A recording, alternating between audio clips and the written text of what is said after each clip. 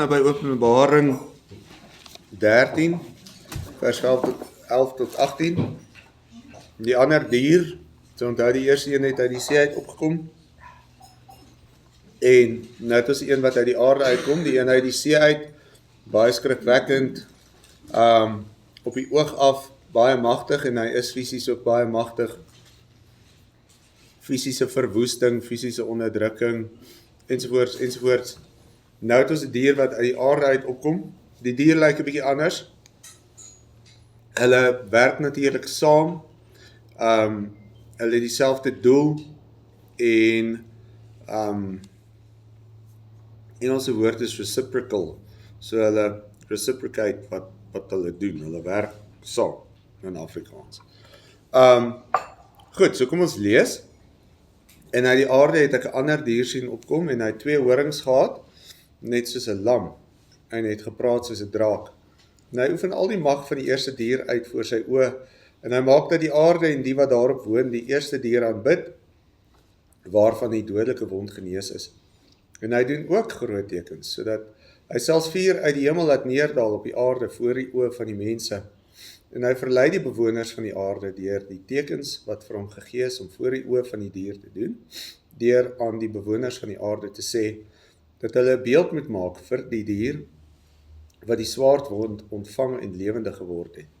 En dit is hom gegee om 'n gees aan die dier se beeld te gee, sodat die dier se beeld ook sal praat, en maak dat almal gedood word, wat die dier se beeld nie aanbid nie.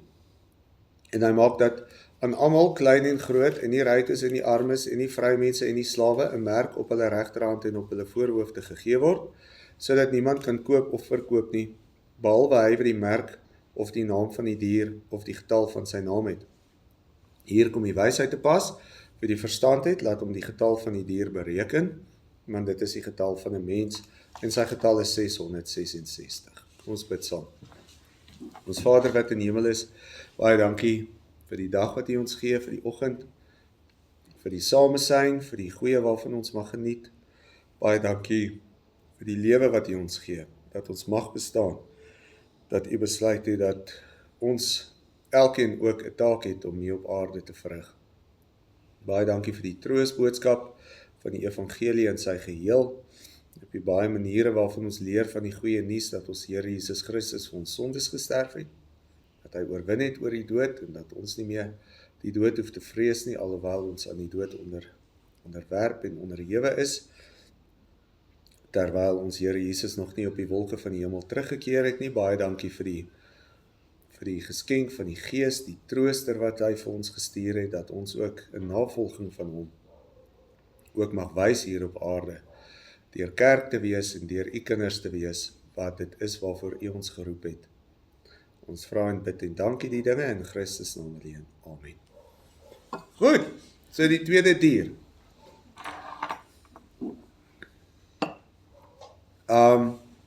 So, is nou uit die aarde uit, so uit die see uit. Ons leer nou ook op verskeie plekke dat die see verteenwoordig die plek waar die bose sy oordeel ontvang, maar ook waar die grootste wesens, as mens dink aan spesifiek die skepingsverhaal, waar die grootste wesens is wat die mens moet oorheers, kom die skrikwekkende dier gestalte ding uit die see uit, en hy is op die oog af verskriklik vreesaanjaend. Ons het laas dit gesien. Nou kom daar 'n ander dier uit die aarde uit, en die twee diere is verskillende kante. So wat ek laas gesê het, die voorbeeld wat ek gebruik het, is ons sal baie heininge en goed om ons huise en ons erwe sit, maar binne in daai fisies veilige omgewing sit ons kinders met baie onveilige selfone byvoorbeeld, met vrye toegang op geestelike vlak tot verskriklik gevaarlike goed. Maar daarom gaan niemand maklik ons met 'n mes kan kom steek nie, né? Maar my kind is besig om aan sieldodende, fisies, geestelik sieldodende goeders bekend gestel te word. Ek sê nie gooi alle selfone uit huise uit nie, ek gebruik dit bloot as 'n illustrasie. Ek dink natuurlik selfone is interessant nou met die EBW, ekonomiese bestuurswetenskappe, praat ons oor het ons nou hierdie kwartaal, eerste kwartaal, maar dit was nou weer in die eksamen, het ons gepraat oor wants and needs. Wat het jy nodig om elke dag te kan oorleef en wat wil jy hê?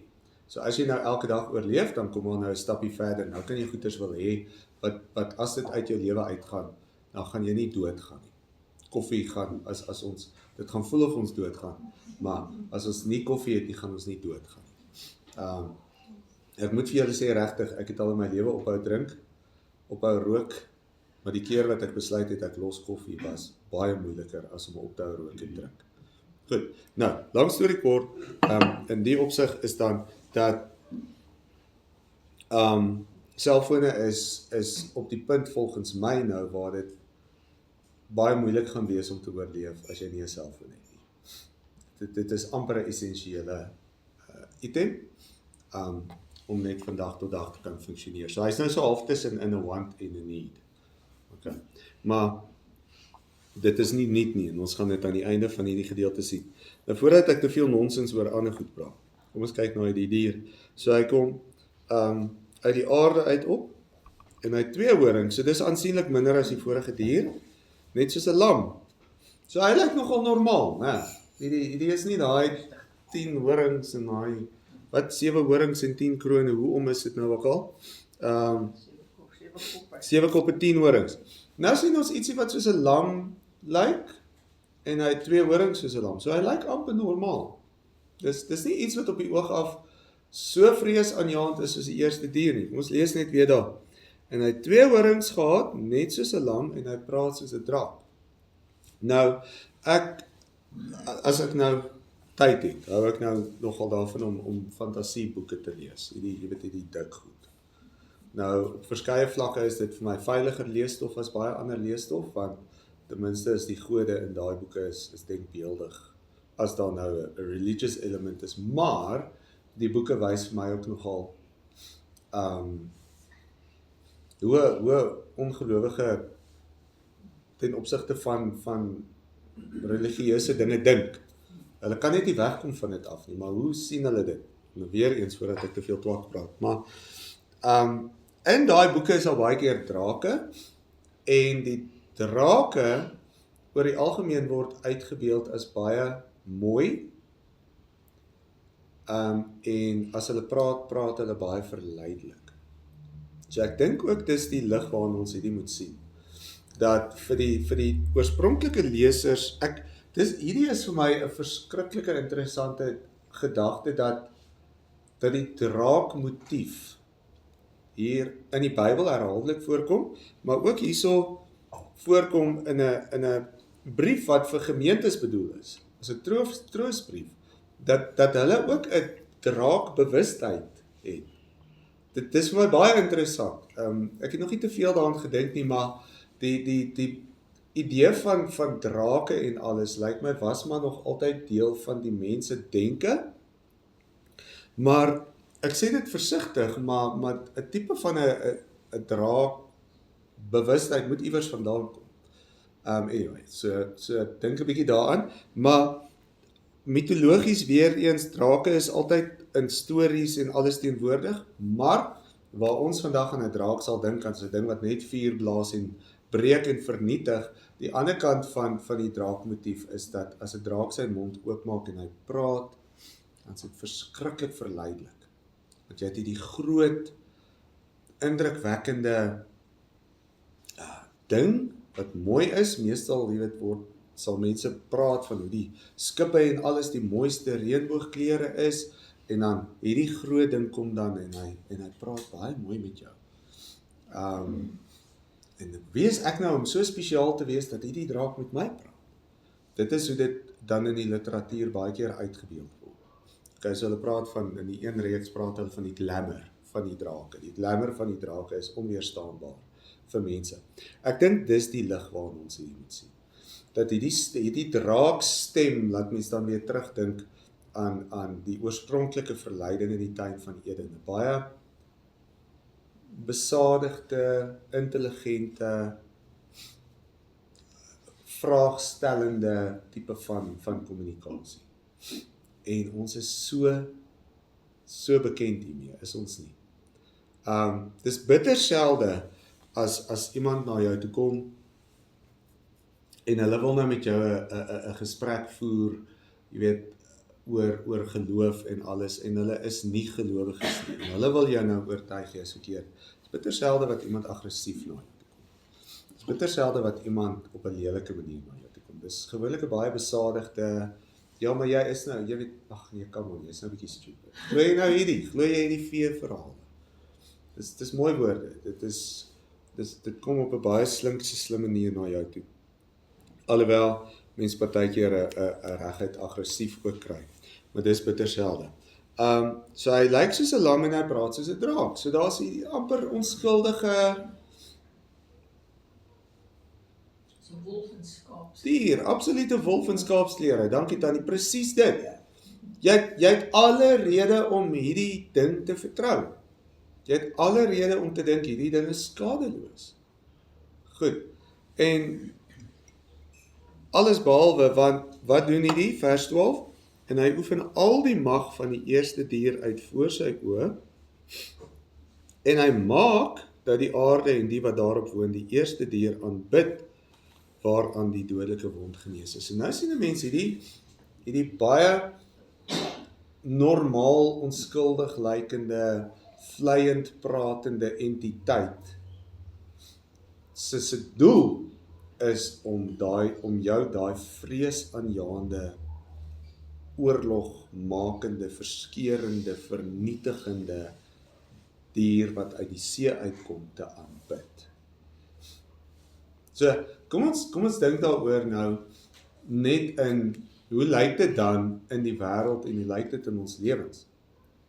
Die tweede dier duidelik werk op 'n geestelike vlak en hy werk met praat, met woorde, met inligting. Nou, daai inligting is nooit geïsoleerde inligting nie. So as ons met woorde omgaan in ons lewens, en onthou wat ek gesê het met die vrou en die draak en die oorlog wat in die hemel afspeel en alles, dis 'n oorlog van waarheid teen die leuen. Dis 'n woordeoorlog. Woorde is waarmee ons oorlog voer. Nou as ons woorde praat, en onthou wat ons laas ook gesê het van die evangelie van die draak, die fake evangelie van die eerste dier, dat mense hom aanbid, dit is gegrond op woorde en op idees, op dit wat vir hulle gesê word. So dit kom nou van hier af. En nou hierdie ding, hierdie dier uit die land uit, nee, ek was besig om te praat van ons. So, as ons dan woorde gebruik, wat doen ons woorde? Ons woorde wys op die evangelie van Christus, is veronderstel om te doen, en dit bring mense om Christus te aanbid, maar eintlik, ons aanbid die Vader deur Christus, laat ek dit net gereformeerd reg sê. Goed, ons aanbid die Vader deur Christus. So mense sien, ons word deur die Gees gedryf, wat in ons hart en ons verstand werk, om die wet in ons te plaas deur wedergeboorte, so ons woorde verander, ons manier van praat verander. Dan sien ons Christus, deur Christus aanbid ons die Vader. Goed, alle eer kom die Vader toe. Nou sien 'n mens dat hierso speel 'n baie soortgelyke ding af. Hierdie onskuldig lykende dier wat mooi praat, is verskriklik magtig. So mense sien 'n gelyke vlak van mag. So mense sien ook in die drie eenheid, daar's nie 'n onderskeid in mag nie, né? Dan sien mense hierso, oefen al die mag van die eerste dier uit voor sy oë. So die eerste dier kyk dan ook en hy sien. Hy hou dop voor sy oë, en hy maak dat die aarde wat daarop woon die eerste dier aanbid, waarvan die dodelike wond genees is. So hierdie lam met sy 2 horings wat praat soos 'n draak, soek ook nie sy eie eer nie. Hy soek nie sy eie eer nie. Maar hy's 100% daarop gemik om die eer te bring na die eerste dier. Okay, en dis skrikwekkend as mens daaraan dink, want nou begin jy ewe skielik dink, goed, so as ek met inligting omgaan, en as my kinders met inligting omgaan, met woorde omgaan. Aan watse woorde word ek, kinders, die kerk blootgestel? En as ons maar 'n millimetertjie na die verkeerde kant toe beweeg en die verkeerde woorde glo, of aan die verkeerde woorde uiting gee, dan gee ons vir die eerste dier wat uit die see uit opgekom het eer. So dis nie onskuldig om met inligting om te gaan nie. En dis nie onskuldig as 'n kind blootgestel word aan, jy weet, 7 ure 'n dag se allerhande inligting online. Waaraan word jou kind blootgestel? Wat gebeur in jou kind se verstand? Wat gebeur in jou kind se brein? Wie het die grootste impak? Die 2 ure 'n dag, vrye, algoritme en selfgedrewe omgang met inligting op die internet, of die 2 ure per week in die kerk? Wat se een vorm jou kind meer? So, wat, en onsself ook, waardeur word ons meer gevorm? Dis vir my skrikwekkend. Nou, dis deel van hoekom ek nou 'n bietjie sukkel om die video's betyds op te laai, want my foon lyk, het so swart skerm. So ek het tye wat ek op social media kan gaan. Nou, daai tyd begin as ek klaar by die skool is. En my tyd maak klaar voordat ek 8 uur vanaand klaar maak met musieklesse. So, ek moet iewers in daai tyd moet ek die YouTube laai, want anders weier hy om die YouTube oop te maak. Nou, dis baie interessant, toe ek dit 'n paar maande terug gedoen het, so ek na daai tyd, kyk, ek sit met my foon in my hand en al wat ek het is Chrome, Google Chrome, en ek sit daar met daai ding en ek lees die nuus oor en oor. Nie oor die inligting nie, oor ek met die ding in my hand moet sit en vol moet kyk. Dit was die snaakste ding, dit was die snaakste detox. Nou as ek so sit die ding na een kant. Ek is nou gewoond aan dit. Maar dit wat vir my skrikwekkend was voordat ek dit gedoen het, is ek het begin sien hoeveel tyd ek elke dag spandeer op allerhande inligting. En kyk, ek hou daarvan om inligting ordentlik te bestuur. So dis nie net mindless goed nie, ek lees op en ek doen dit en dat. En toe dacht ek, joh, maar ek is elke dag dubbel of 3 keer langer met hierdie inligting besig as wat ek weekliks in die kerk is. So wat nou? Waarom is ek besig? Dis 'n interessante gedagte om aan te dink. Nou, waar lê jou balans? Maar in elk geval, so hierdie gaan oor inligting, dit gaan oor geestelike. Dis nie net al nie, daar's baie verskillende dinge wat mens nog ander voorbeelde kan gebruik. En hy, dan vers 13, en hy doen ook groot tekens, sodat hy selfs vuur uit die hemel laat neerdal op die aarde, voor die oë van die mense. Ok, nou ons het nou nog nie baie vuur uit die hemel sien neerdal nie, het ons. Ok, maar gaan praat bietjie met 'n kleintjie van 7 jaar oud, wat 'n Marvel movie fan is. Wat elke Marvel, julle ken daai Marvel movies, né? Al die superheroes het goed. En julle, dit lyk regtig. Dit lyk regtig. Dit is amper so Tarzan die Wonderman. Ja. Goed. Ja. Dat is die Wonderman. Nee, hy is nou heel agter. Maar dit lyk regtig. Wonderman.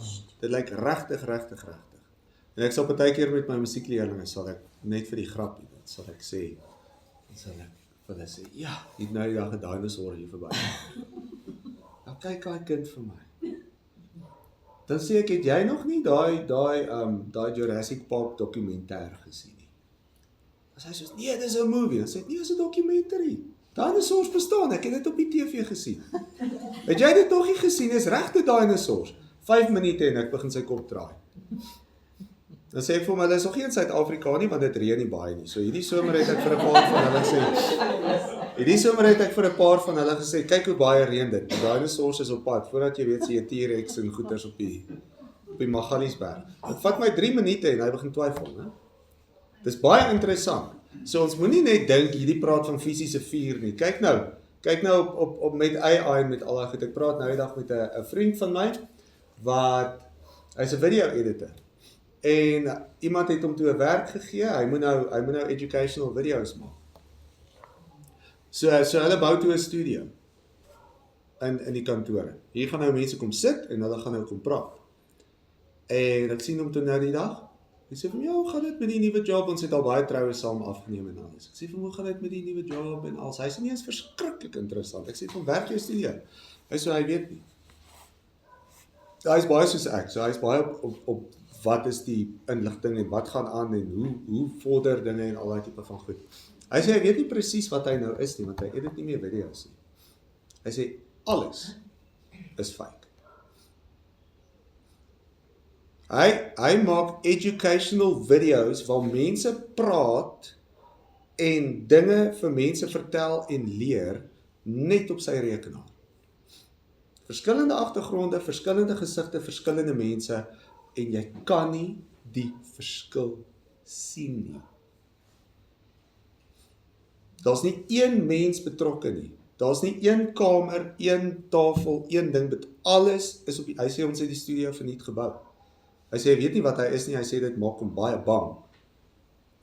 En hy het sy produksietyd van 17 minute per minuut afgebring na 4 minute per minuut. Maar hier's nou die ding, ons begin nou regtig in 'n rigting beweeg, wat's waar en wat's nie waar nie. Is daai regtig ons president wat daar gepraat het? Of is iemand besig om iets te doen? Het dit regtig gebeur? Of is dit iemand wat my probeer brainwash? Wat gaan aan? Waar scams in kom. Dis scams, al die tipe van goed. Nou as jy aan hierdie begin dink, daar's 'n ander teoloog wat 'n baie interessante ding gesê het. Hy op internet, hy het op ChatGPT gegaan en gesê, skryf my 'n gebed oor dit en dit en dit. Mooiste gebed. Sê, maar is dit 'n gebed? Die masjien het dit uitgedink, gebaseer op ander gebede. Is dit nie 'n regte gebed?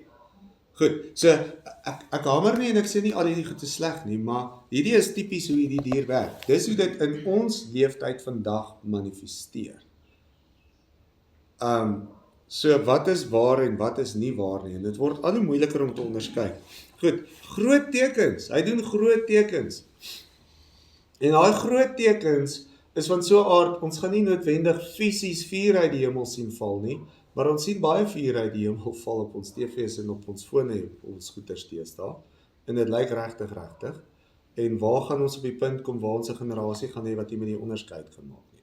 Goed, en miskien gaan hy fisies vuur uit die hemel laat neerdal, voor die oë van die mense. En hy verlei die bewoners van die aarde deur die tekens wat hom gegee is, om voor die oë van die dier te doen. So, mens sien dat hy amper die puppet master is, wat baie mag het en die skepping, jy weet, tot in 'n mate soos wat ons in die Bybel lees, God die skepping laat dinge doen, vuur uit die hemel en al daai goeters, weer eens daai naapery. Hy doen dit voor die oë van die eerste dier, en dit verlei die mense. So nou is ons weer eens, kom ons terug by die punt waar ons sê, ons as mense is nou in mooi Afrikaans gehardwire, om op sekere manier met die skepping om te gaan. Sodra ons ietsie in die skepping sien gebeur, dan sien ons dit as 'n bo-natuurlike openbaring. 'n Ateïs kan probeer so hard soos hy wil, hy kan nie anders nie. Hy moet dit aan ietsie toeskryf. Hy moet sê, hierdie het gebeur want dit, daai moet gebeur want dat. Kom ons beweeg bietjie weg van fone en van allerlei goeders. Kom ons vat wetenskap, science. Nou, as jy ook op die punt kom waar jy vir alles 'n 100% scientific explanation moet gee, dan het jy ook op 'n vlak van absolute arrogansie, né? Want die wetenskap in die eerste plek verskil tot in 'n groot mate op baie vlakke. Kyk maar weer eens soos ek laas gesê het, die flat earth, round earth debat. Daar's goeie wetenskaplikes wat sê die aarde is plat. Global warming, kyk 'n bietjie na daai debat. Daar's vreeslik baie sulke wetenskaplike debat, selfs op die vlak van evolusie en so. Evolutioniste verskil totaal van mekaar. So, maar nou sal ons op die punt kom waar jy byvoorbeeld met 'n ateïs praat en hy sal vir jou wetenskap voorhou as hierdie eenvormige, absoluut almal stem saam met mekaar. Dis twak. Goed, kom ons al heeltyd konferensies en kongresse en dit en wetenskaplike journals en al daai goed. So nou gebeur daar ietsie, daar's 'n komeet of 'n ding en nou het jy 100% gee jy nou 'n scientific explanation. Dis arrogansie. Jy kan nie daai verstaan nie. Daar's bitter min mense op aarde wat daai hele ding in sy totaliteit kan verstaan. En as jy nou aan wetenskap begin dink, elke wetenskaplike, jy cover op maar so 'n klein stukkie van alles. En dan die volgende ou cover en daai ou cover, hoe kan jy dit nou as 'n eenvormige stelsel gaan uitmaak? Goed, maar dit is 'n ander vorm van inligting waarvoor ons moet oppas.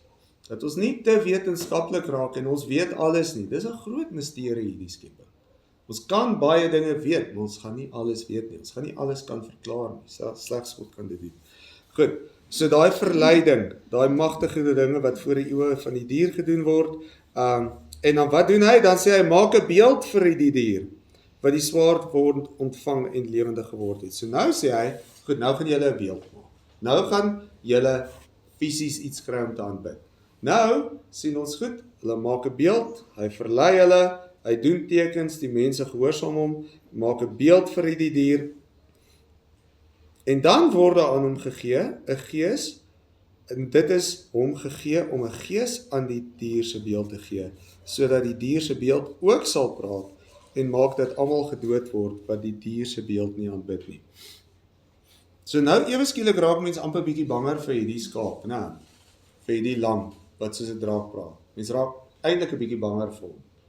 Want sonder hierdie een sou die ander een nie veel beteken het nie, sou hy. Hulle, soos ek gesê het, dis reciprocal, maar mense begin sien dat die een wat uit die aarde uitkom is eintlik die in Engels catalyst, die enetjie wat dinge laat gebeur voor die oë van die dier, die eerste dier.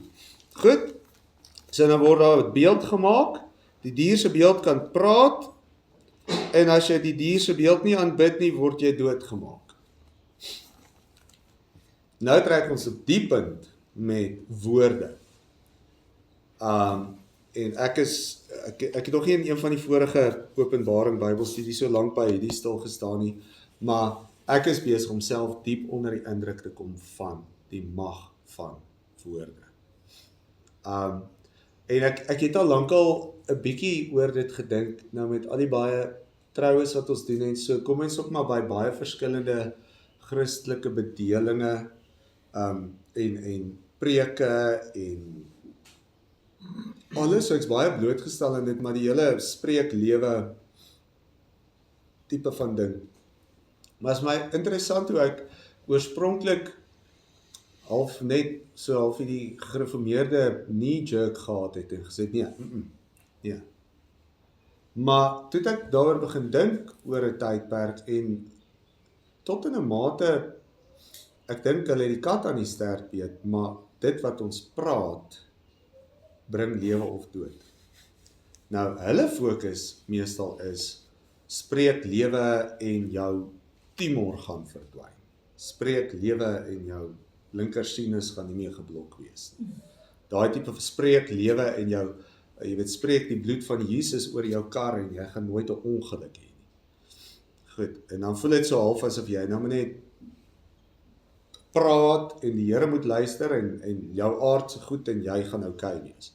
Dis baie groter as dit. Die manier waarop ons praat bring lewe of dood. En die manier waarop ons nie praat nie, bring lewe of dood.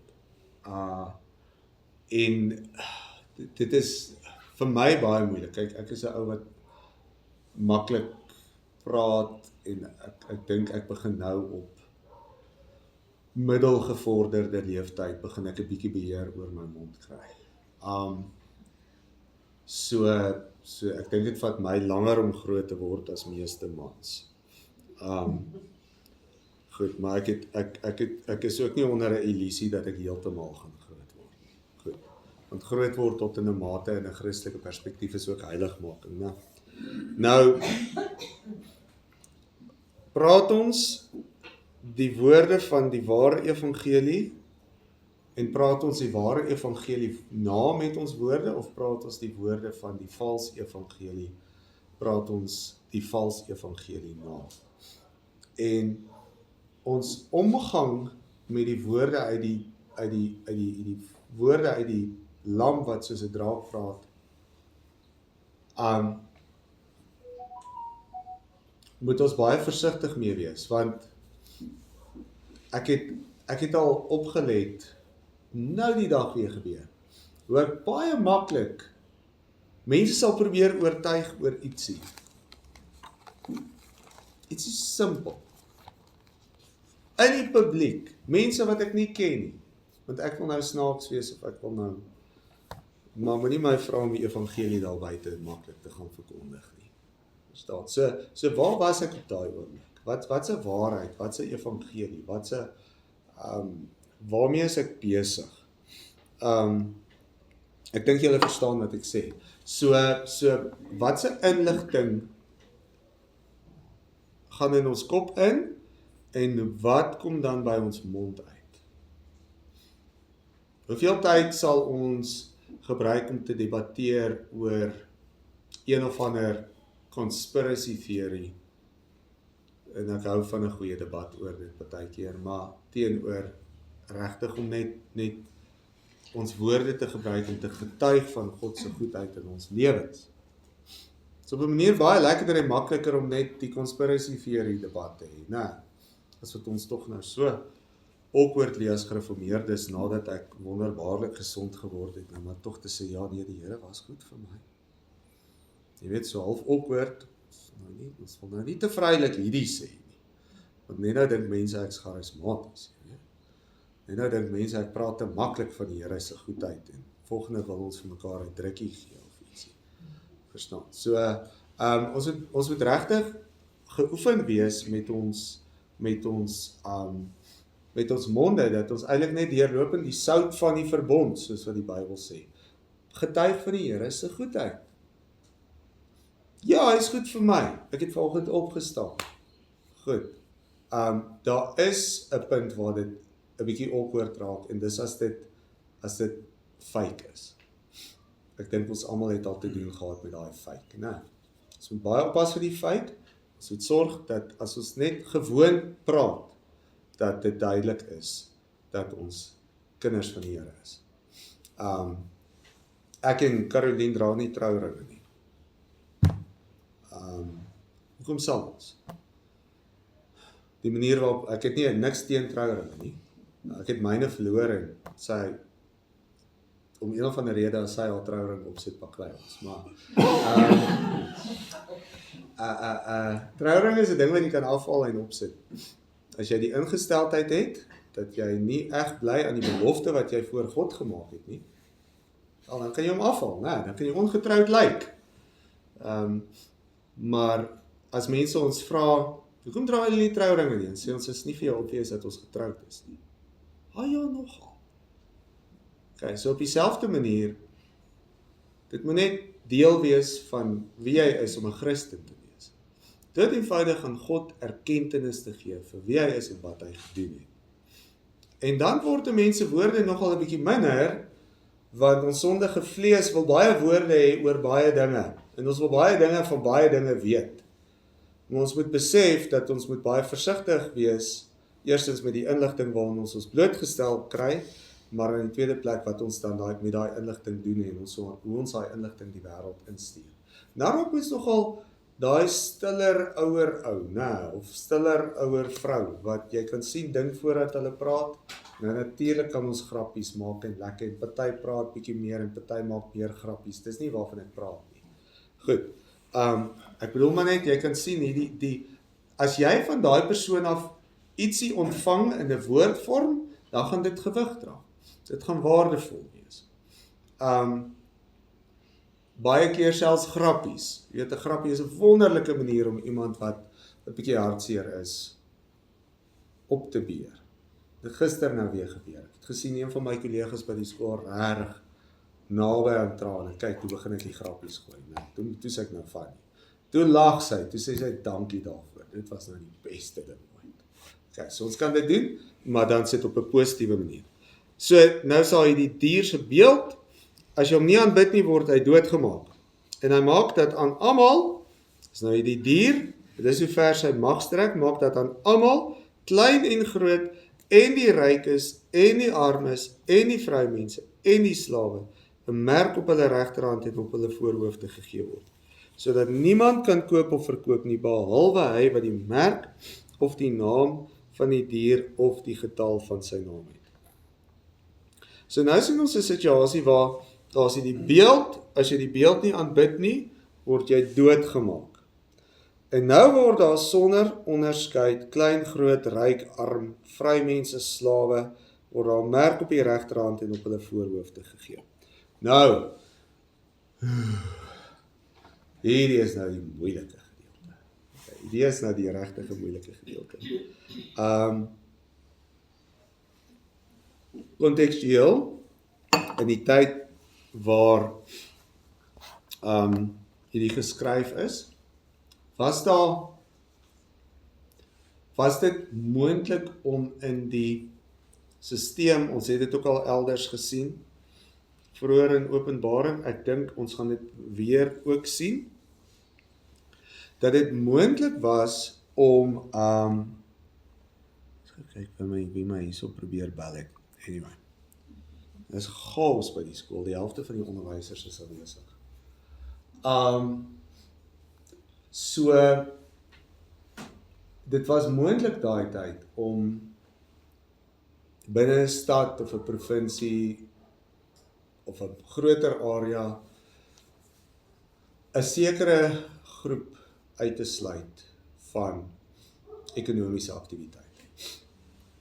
Ons het dit al gesien met die ek dink met die briewe ook, dat jy het aan guilds behoort, gildes, né? So jy was nou, ek sal nou deel wees van die gitaaronderwyser guild, of ja, onderwysers, soos ek is geregistreer by SAIS, South African Council of Educators. So jy betaal elke jaar jou geldjie, jy kan slegs registreer as jy gekwalifiseerd is, dan het hulle nou 'n code of conduct. As jy sekere goed doen, kan jy voor 'n dissiplinêr by SAIS geroep word, en dan kan hulle jou skors uit die onderwys beroep uit. Hulle is glad nie baie effektief nie, ek dink ons 200,000 plus onderwysers op die oomblik wat van seksuele misdade beskuldig word, wat nog steeds in skole werk. Nog gebeur niks met hulle nie, so dit werk nie baie effektief nie, maar in beginsel kan hulle dan vir my sê, goed, jy kan nie meer skool hou nie. Nou as skool hou die enigste ding was wat ek kon gedoen het, dan was ek bietjie nou in die moeilikheid, want ek kan nie meer skool hou nie. So, op die manier is uitsluiting moontlik uit ekonomiese aktiwiteite. So is nie 'n vreemde idee nie, en die vroeë kerk is nogal aan sulke praktyke blootgestel. So as jy deel is van die silversmid groepering, of gilde, of wat ook al, en jy wil nie die godin van silversmede aanbid by die weeklikse byeenkoms van silversmede in die stad nie, dan sê hulle wel, dan is jy nie meer deel van ons nie. As jy nie ons afgod gaan aanbid nie, dan bring jy vir ons bad luck, jy is uit. Okay, so wat moet jy nou doen? Dis jou lewe. Dit was vir jou fyn, voordat jy tot geloof gekom het, nou kan jy dit nie meer doen nie. Nou is jy in die moeilikheid. Goed, so dis nie so vreemde idee nie. Tot in 'n mate is ons besig om baie vinnig weer na so ietsie toe te beweeg. Ek sê nou die dag vir my kinders soos, hulle sê, hoeveel geld het pap? Ek sê vir hulle niks. Soos, wat bedoel papa? Betaal die skool papa nie? Ek sê, ja, skool betaal my. Betaal die gitaarmense papa nie? Ek sê, ja, betaal my. Ek sê, maar hoeveel geld het papa dan? Ek sê, niks. Ek sê, ek het geen kontant aan my nie. Dink daaraan. Ons beweeg in 'n rigting waar as 'n server crash, is alle rekords van jou finansies weg. Jy het dalk nou 8 miljoen in die bank, nie ek nie. Okay, glad. Jy het dalk nou 8 miljoen in die bank, maar een virus of een cyber attack of wat ook al, en hoe gaan jy vir iemand bewys jy het 8 miljoen op die bank? Hoe? Like how? Nee? My pa het altyd gesê die goudstandaard, die oomblik toe die goudstandaard weggaan, het ons ekonomiese moeilikheid begin. Volgens my is die goudstandaard vervang deur 'n arbeidsstandaard. So jou toegang tot goedkoop arbeid het die nuwe goudstandaard geword, maar dis nou filosofies. Maar ek dink ek is reg. Maar dis byvoorbeeld wat hulle sê Gaddafi wou weer 'n goudmuntstuk vir Afrika aanbring. En hy wou, maar dit sou die wêreldekonomie op sy kop gekeer het, want dit sou nou weer al die digitale geld en als sou dit. So nou is jy op 'n plek waar ons is nou afhanklik van ek het my foon nodig om te kan tap. Nie my foon by my het nie, kan ek nie koop en verkoop nie, kan ek. Maar nou kom die foon met 'n klomp ander moeilikheid. En die foon is vir my nogal interessant, want jy het hom in jou regterhand en die liggie skyn op jou voorkop. Anyway, maar dink daaraan, hierdie manifesteer al van daai tyd, nog van altyd af. Jy dink jy kan ekonomies onafhanklik funksioneer, jy kan nie. Nog altyd van die sondeval af is die mens in hierdie ekonomiese stelsel. En jy het nie beheer van die ding nie. Dink baie mooi daaraan. Wat 'n illusie ons het, dat ons dink ons het finansiëel beheer oor ons lewens. Dis 'n illusie. Die Here sorg vir ons. As die finansiële stelsel platval, gaan hy aanhou om vir ons te sorg. Ons gaan dalk minder gemaklik lewe, ons gaan meer na die wants, na die needs toe beweeg en minder van die wants hê. Goed, maar die Here sal aanhou sorg. Dis nie die ekonomie wat vir ons sorg nie, dis niks. Dis die Here wat vir ons sorg dat ons elke dag kan eet. Gee ons vandag ons daaglikse brood. Die Here wat vir ons sorg dat ons klere kan hê. Et cetera. Maar hierdie nie kan koop of verkoop nie situasie is baie bekend aan ons. Dit is geen misterieuse ietsie nie. Reg. En dan natuurlik, wat is die ding waarmee jy die meeste mag op aarde kan uitoefen? Dis ekonomie. Dink julle die brullende leeu gaan die ekonomie nie so ver as moontlik affekteer en beïnvloed nie? Dis mos waarmee jy regtig misery bring. Dis as mense begin honger word en swaar kry wat oorloë en goeters gebeur. Kyk maar na daai hurricane en goeters in Haiti en in New Orleans of wat ook al. Hoe vinnig het daai plekke gedegenereer in ietsie wat lyk soos die middeleeue met moderne gewere. Dit vat 'n dag of 2 en die samelewing word totaal ongereguleerd barbaars. As mens dit so kan stel. Kyk wat gebeur in Haiti op die oomblik. Dit is verskriklik. Goed, so ek dink nie ons moet te veel maak van dit nie. Ek dink wel ons moet besef dat uitsluiting van Christene uit die ekonomie uit is baie moontlik. Dit is super maklik om mense uit die ekonomiese sektor uit te sluit. Dit is baie maklik om 'n groep mense te isoleer. Reg. Ja. Maar dis nie die vorige een. Yes. En daar staan in vers 5 om die dier se beeld sal ook praat. En dan kan mense oor sê van ek het al 'n beeld hoor praat. Nee, die beelde kan nog nie praat soos in plan voor Christus in terugkom. Wel. So hulle sien nou die letterlike beeld ook praat. Ja. So wat noem ons dit as iets op 'n TV is? Dis 'n beeld. Ons taal sê self vir ons, die ding is baie wyer as net 'n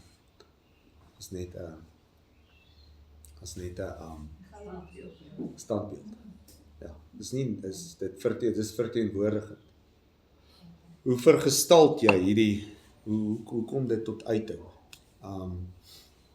En as dit baie interessant ook, kyk, 'n fisiese standbeeld is tot in 'n mate meer convenient, is veiliger, want hy's daar. Maar nou het ek 'n beeld hier. Iets waarna ek kyk, wat vir my inligting gee, 'n beeld. Goed, en dan, ek sê nie net selfone is net boos nie, okay? Ek sê net, ons moet kyk in vandag se konteks, waar trek ons met hierdie tipe van idees. Goed, en dan hier kom die selfoon, hierdie ding, julle is nie sondig nie. Dit kom uit die aarde uit, dis materiale wat uit die aarde uitkom. Hierdie ding bestaan uit goeie, mooi goed wat die Here geskaap het, dis wat doen jy met hom? 'n bottel whisky wat op 'n rak staan, is nie sondig nie. Dis bietjie vloeistof. Kyk, wat doen jy met daai bottel whisky? Dis nie sondig nie. So eenvoudig soos dit. Goed, en dan sodat niemand kan koop of verkoop nie, behalwe hy wat die merk of die naam van die dier of die getal van sy naam het. Dan moet ons ook in hierdie onthou, daar is 'n onderskeid, né?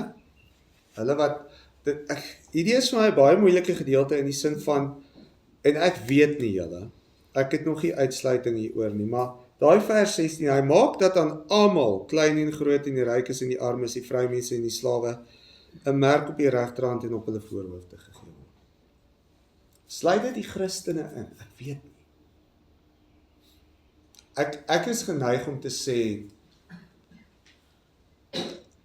my gevoel is, en weer eens my gevoel, ek weet nie, maar hierdie lyk vir my, asof dit korrek sal wees om te sê, dit sluit die mensdom in. Alle mense. Dat dit nie op dieselfde vlak lê as die seël waarmee die kinders van God geseël is nie.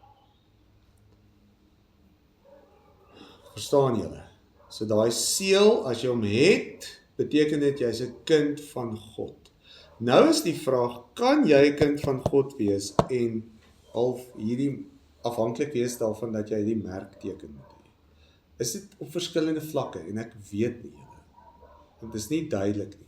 Maar die beginsel wat hier ter sprake is ekonomiese uitsluiting. Ons het ook al voorheen hieroor gepraat.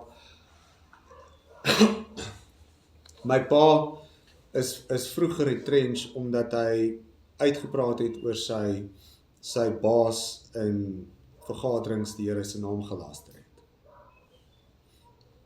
Wel, as jy my wil kritiseer en vir my wil sê hoe ek moet praat in meetings, dan raak ons ontslaaf van jou.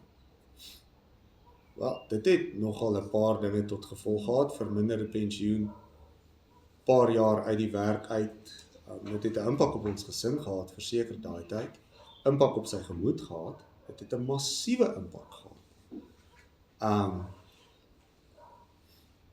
En alles ten goeie, maar dit was nie maklik nie, maar dit is tot in 'n mate ekonomiese uitsluiting.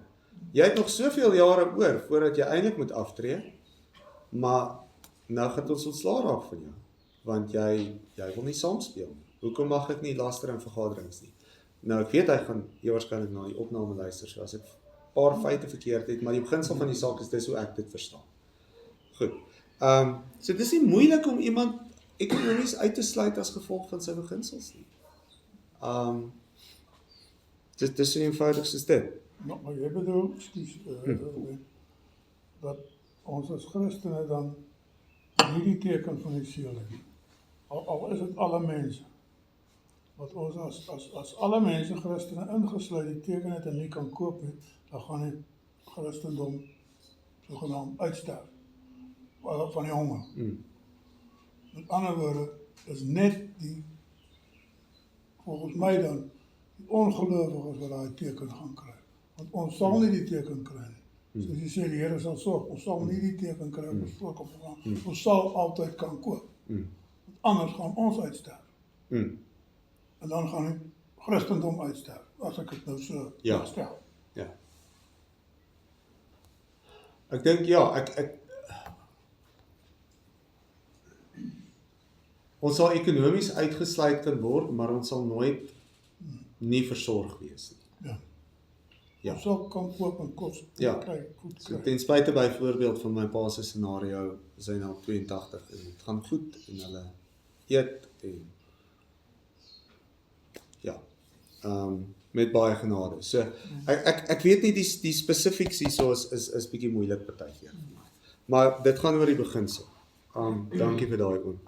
En dan hier kom die vers 18, hier kom die wysheid te pas, wie die verstand het, laat hom die getal van die dier bereken, want dit is die getal van die mens, van 'n mens, en sy getal is 666.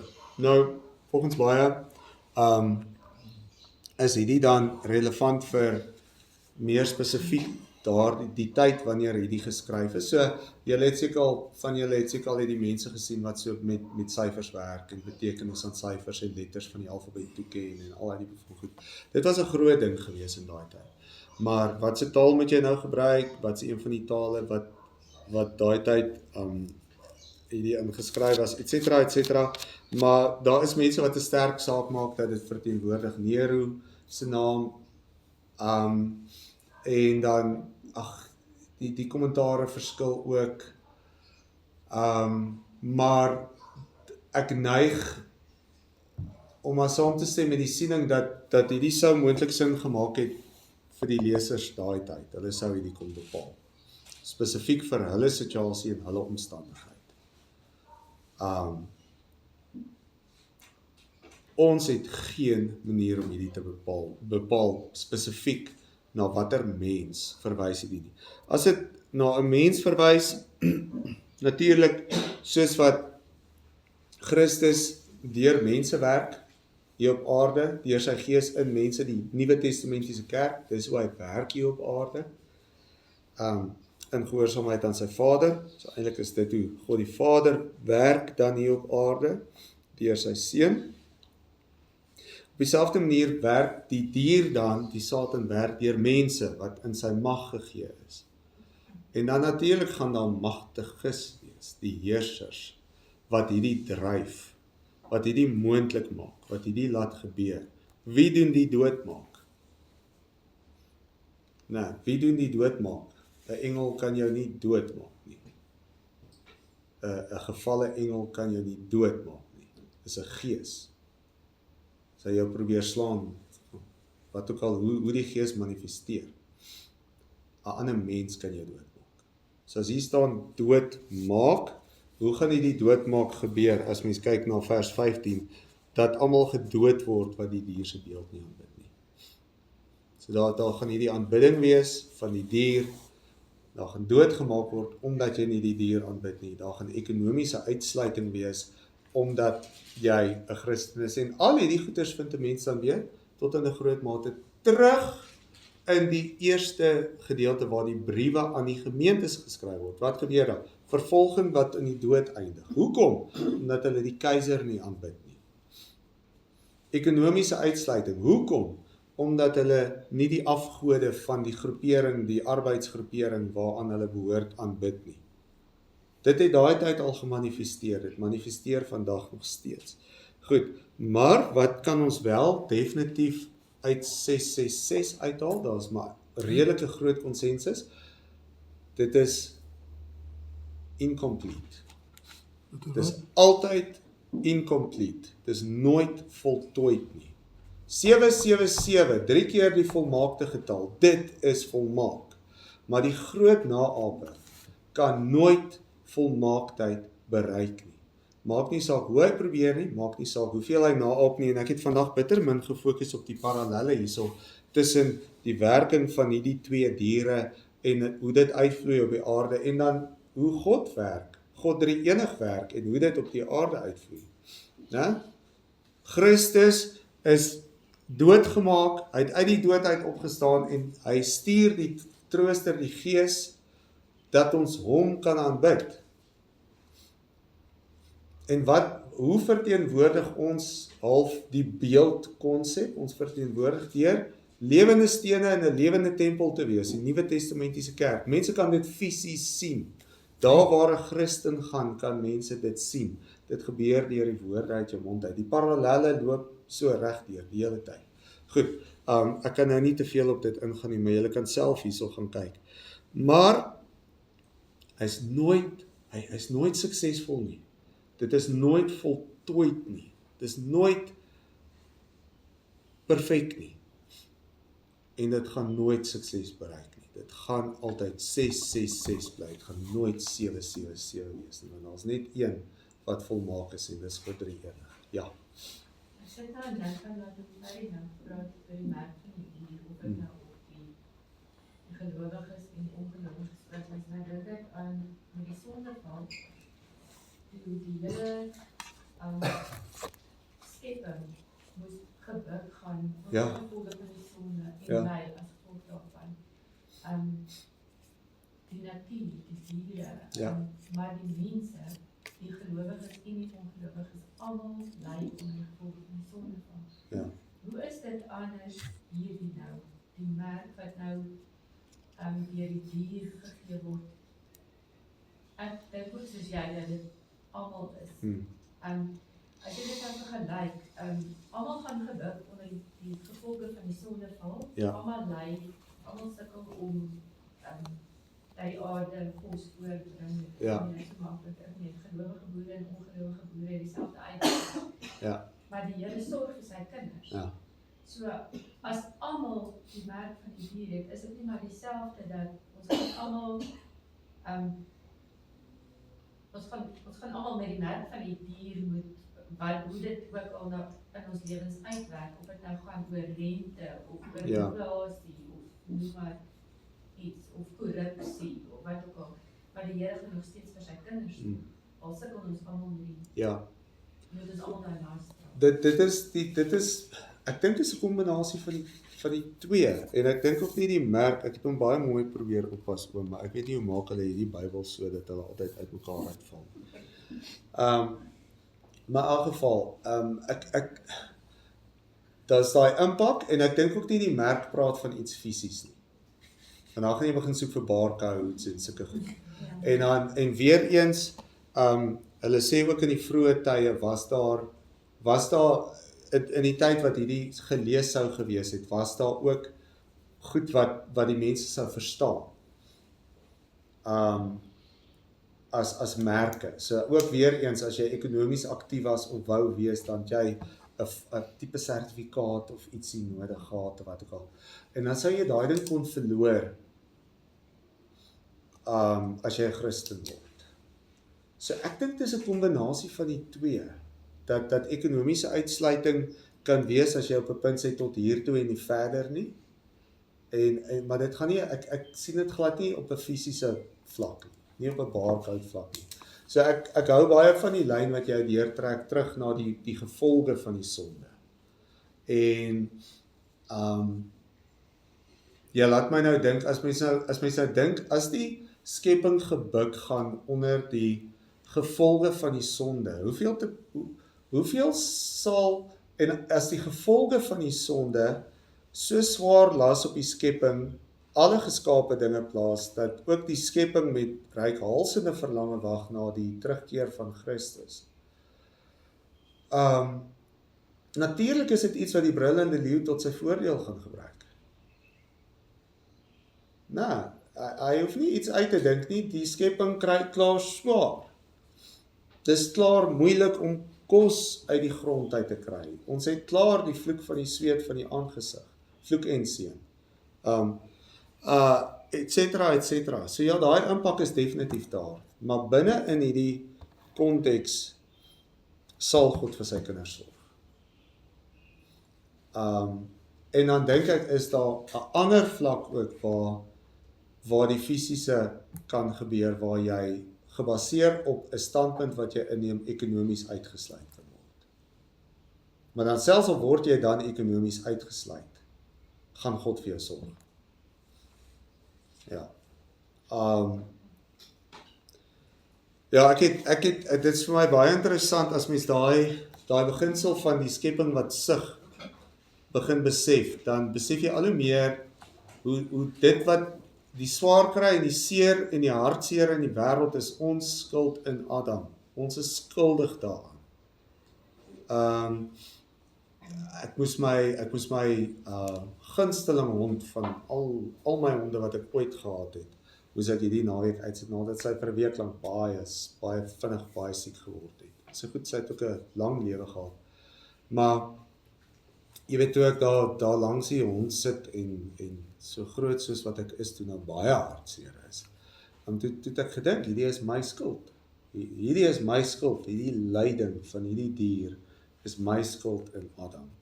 Dis die nagevolg van my sonde, dat 'n dier so moet swaar kry. Dis baie interessant, en dit is my skuld. Dis ons almal se skuld, dat diere swaar kry en ly. En jy weet, mens moet daai geheel beeld begin sien. Maar dan is mens aan die ander kant dankbaar dat jy nog steeds soveel kan geniet van die skepping, van die mooi en van dit wat ons hier kan sien en alles. Maar ja, daai gebrokenheid is ons skuld. En dan is dit net so wonderlik dat God sê, ten spyte van dit gaan ek sorg vir julle. Ten spyte van dit gaan julle okay wees.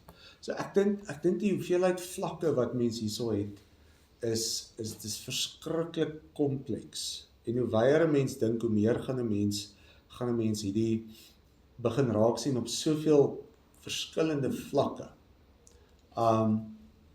En ek dink ook dit is wat dit dan beteken dat as jy wysheid het, wat is wysheid? Kennis van die Here.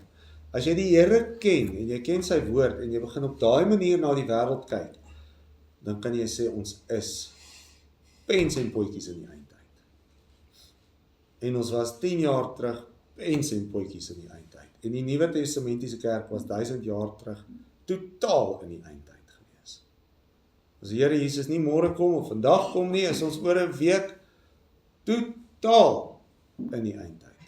En al hierdie goed manifesteer die hele tyd. En tog,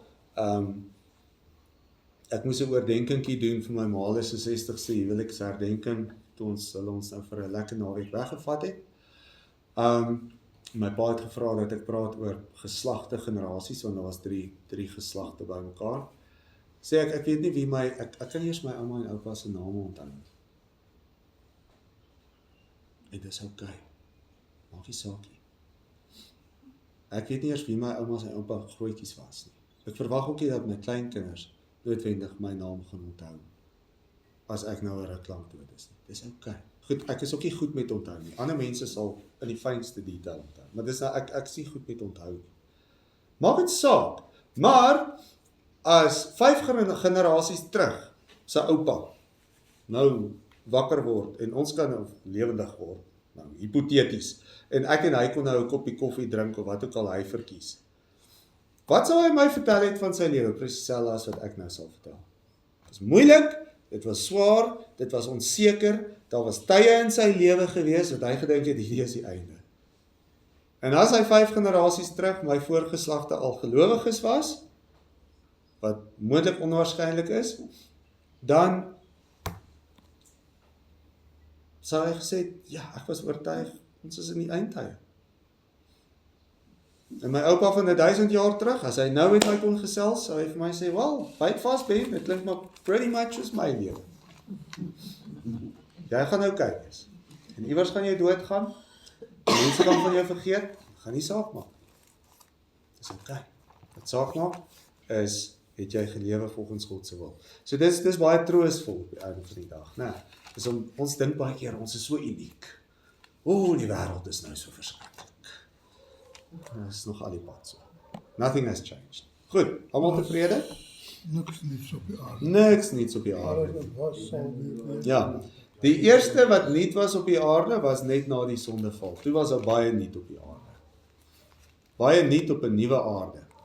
Goed, en van daar af is dit dieselfde ou movie, oor en oor. Tot die wederkoms, sal ons saam bid.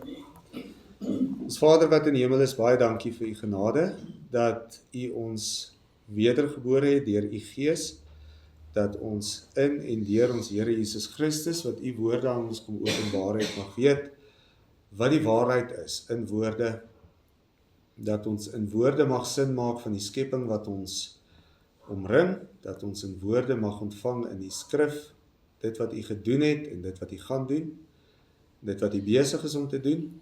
Baie dankie dat ons mag weet dat ons ook in heiligmaking sal leer om al hoe meer en meer die woorde van ons Here Jesus Christus na te spreek, en hy het dan ook self gesê dat hy slegs dit sê wat u vir hom gee om te sê. Ons vra dat u sal gee dat ons in wysheid ook na die wêreld sal kyk, dat ons die dinge waarvan ons hier gelees het sal raak sien. Ons weet dit is al daar en dit is al so vir duisende jare. Ons vra dat u sal gee dat ons ook in ons tyd met oop oë sal lewe, dat ons versigtig sal omgaan met inligting, dat ons versigtig sal praat. Ons vra dat u ook die volgende geslagte sal bewaar, waar dit ook lyk of dit al hoe moeiliker word om te onderskei ten opsigte van wat regtig goeie en opbouende inligting is en wat nie is nie. Ons vra dat u sal gee dat die kerk ook sterk sal wees, dat die kerk ook waarlik die evangelie sal verkondig, gee dat daar arbeiders sal wees vir die groot oes, gee dat die kerk ook u woord sal ondersoek en sal sê wat u woord sê, dat hulle wat sê dat hulle kerk is en allerhande dinge net uitdink en verkondig tot bekering sal kom en dat hulle ook slegs die suiwere leer van die evangelie van Christus, soos wat U dit in die woord gee, sal verkondig. Ons vra dat U ons verder vandag sal seën, dat ons tot eer van U naam sal optree. Ons bid en vra al hierdie dinge in Christus naam alleen. Amen. Dankie julle.